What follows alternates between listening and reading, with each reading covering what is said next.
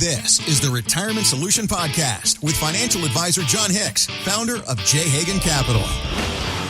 Hey guys, it's John Hicks. Now, recently I had the opportunity to travel to Yale University and meet with two of the most well-respected individuals in the field of investing, Dr. Roger Ibbotson and Dr. William Goetzmann. Dr. Ibbotson founded a little company you may have heard of, now known as Morningstar, and has revolutionized how we think about investments and risk.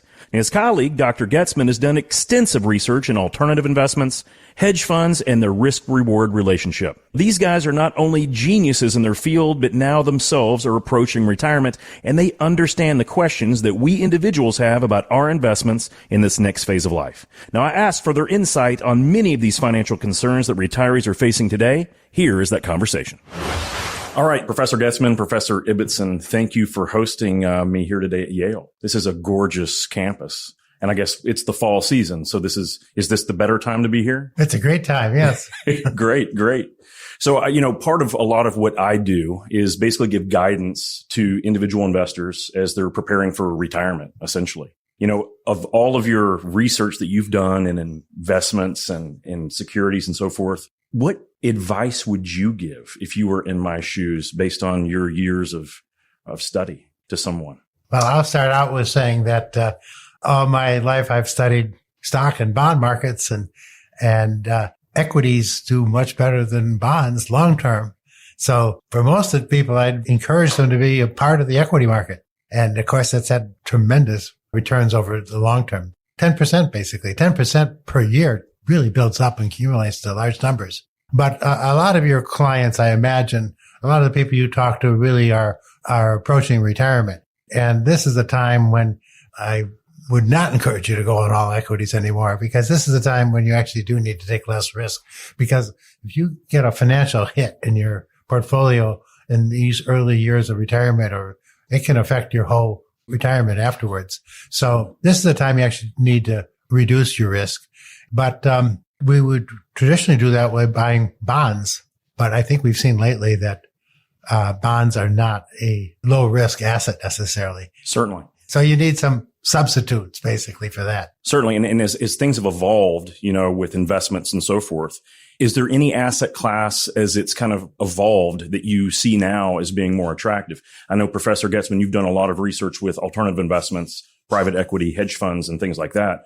Are those things that individual investors might consider? Oh, I'd be very careful as an individual investor in getting into, let's call it private capital investments without some intermediation, whether it is buying into a fund that's diversified by a reputable general partner or by an advisor that has a lot of experience as well.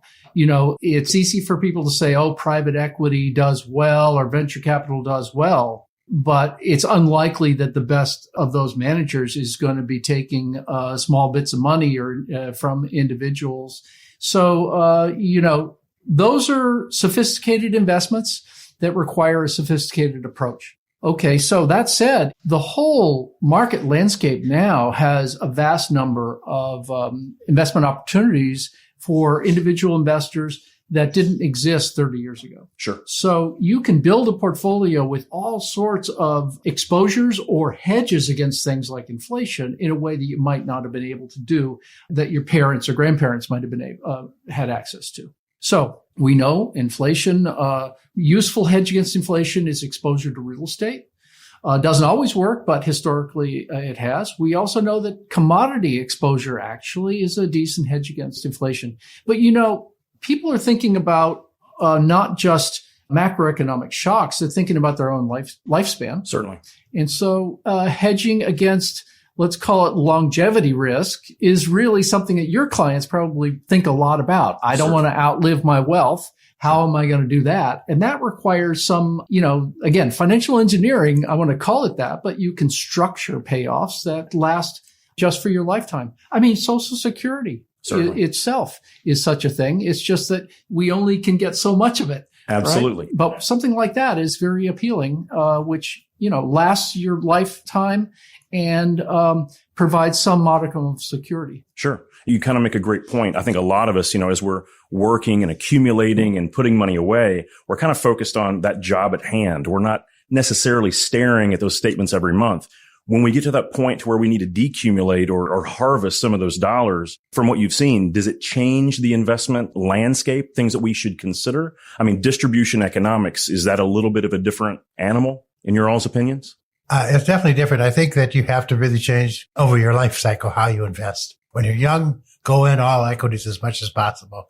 Go in, at least take equity type positions and be willing to take a lot of risk. But in these critical years, in early retirement, you need to take less risk. And actually, that's where insurance products really matter here. They're insuring the things that you are concerned about.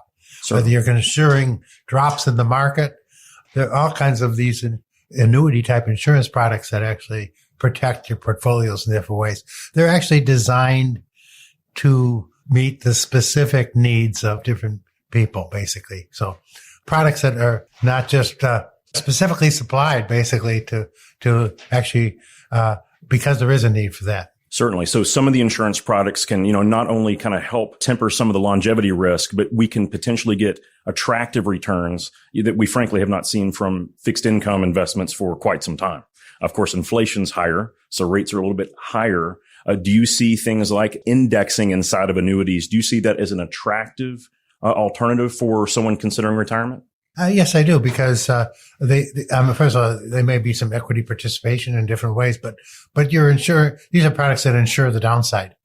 And insuring the downside is not something you really get in a bond product, because you do get the downside in bonds. Absolutely. When you say attractive, I think that's a good way of talking about it, because what's attractive to one person might be different than what's attractive to another person.